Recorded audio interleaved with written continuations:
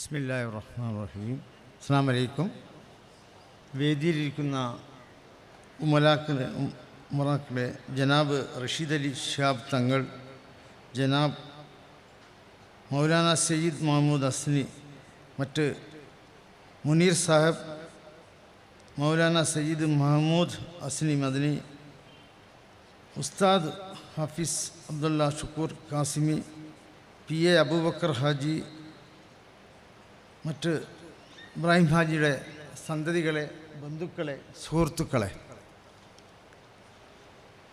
വളരെ വർഷങ്ങൾക്ക് മുമ്പ് ആജിക്കാൻ്റെ കൂടെ ഞാൻ ഇവിടെ വന്നിട്ടുണ്ട്. 3 വർഷം മുമ്പ് ആജിക്ക ഇവിടെ കബറടക്കത്തിനാണ് ഇവിടെ ലാസ്റ്റായിട്ട് വന്നത്.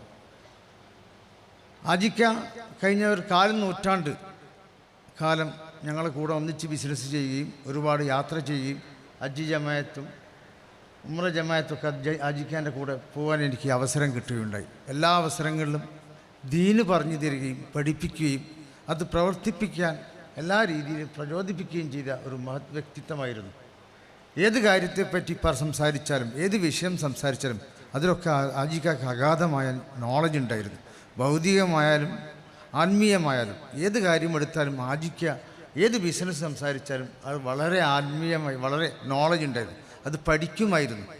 അദ്ദേഹം ഞങ്ങളായിട്ട് പാർട്ണർഷിപ്പ് ചേരുന്നതിന് മുമ്പ് ജ്വല്ലറി രംഗത്ത് ഗോൾഡിൻ്റെ ക്വാളിറ്റി എത്രയാണ് ഞങ്ങൾ കൊടുക്കുന്നത്, എങ്ങനെയാണ് കൈകാര്യം ചെയ്യുന്നത്, കംപ്ലീറ്റ് വന്ന് പഠിച്ച് മനസ്സിലാക്കി പെർഫെക്റ്റ് എന്ന് ബോധ്യപ്പെടുകയും അത് മാത്രമല്ല അദ്ദേഹത്തിൻ്റെ സുഹൃത്ത് അബ്ദുള്ളച്ചനെ കൊണ്ട് അത് നോക്കിച്ചു അത് അദ്ദേഹം ഇത് റെഡിയാണ് എന്ന് ഉറപ്പാക്കിയതിന് ശേഷമാണ് ജോയിൻ ചെയ്തത്.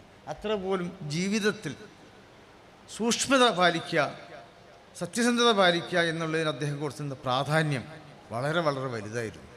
അതുപോലെ എല്ലാവരോടും, കുട്ടികളോടും സ്ത്രീകളോടും മുതിർന്നവരും വളരെ സ്നേഹമായി പെരുമാറാൻ, ഏത് പ്രായമുള്ളവരോടും വളരെ നല്ല രീതിയിൽ ഉപദേശിക്കാനും വളരെ നല്ല കാര്യങ്ങൾ പറയാനും ഒരുപാട് മാതൃകയുണ്ടായിരുന്നു.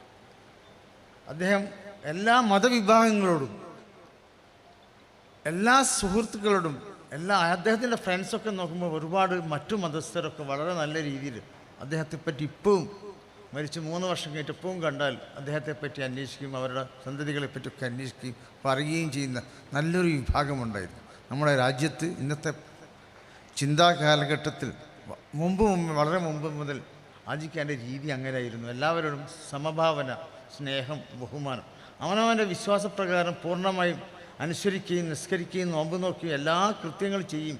അതേ അവസരത്തിൽ മറ്റുള്ളവരെ ബഹുമാനിക്കാനുള്ള, മറ്റുള്ളവരെ അംഗീകരിക്കാനുള്ളൊരു സന്മനസ് അദ്ദേഹം കാണിച്ചിരുന്നു. ഇന്നത്തെ കാലഘട്ടത്തിൻ്റെ പ്രധാനപ്പെട്ട ഒരു ആവശ്യകതയാണ്. രാജ്യം മൊത്തം ഉണ്ടായിരിക്കുന്ന ടെൻഷൻ നമുക്കെല്ലാവർക്കും അറിയാം. അങ്ങനത്തെ ഒരു അവസരത്തിൽ വളരെ സമാനമായ ഒരു നല്ലൊരു രീതിയിലായിരുന്നു അദ്ദേഹത്തിൻ്റെ മാതൃകാപരമായ ജീവിതം. ഇന്ന് ഇവിടെ സന്നദ്ധദാനം നൽകുന്ന പണ്ഡിതന്മാർക്ക് എല്ലാ ആശംസകളും നടക്കുന്നു.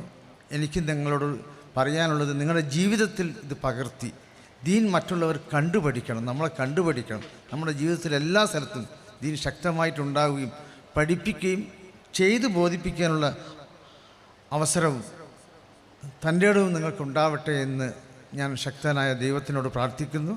ആജിക്കാൻ്റെ മഗ്ഫിറത്തിനു വേണ്ടി പ്രാർത്ഥിച്ചുകൊണ്ട് അദ്ദേഹത്തിൻ്റെ സന്തതികൾ എല്ലാവരും ഈ ദീനി അദ്ദേഹം പുറത്തി വന്ന എല്ലാ നല്ല സൽക്കർമ്മങ്ങളും നിലനിർത്തി പോവാൻ അള്ളാഹു അനുഗ്രഹിക്കട്ടെ എന്ന് പ്രാർത്ഥിച്ചുകൊണ്ട് ഞാൻ നിർത്തുന്നു. അസ്സലാമു അലൈക്കും. ശുക്രൻ, ജസാക്കുമുല്ലാ.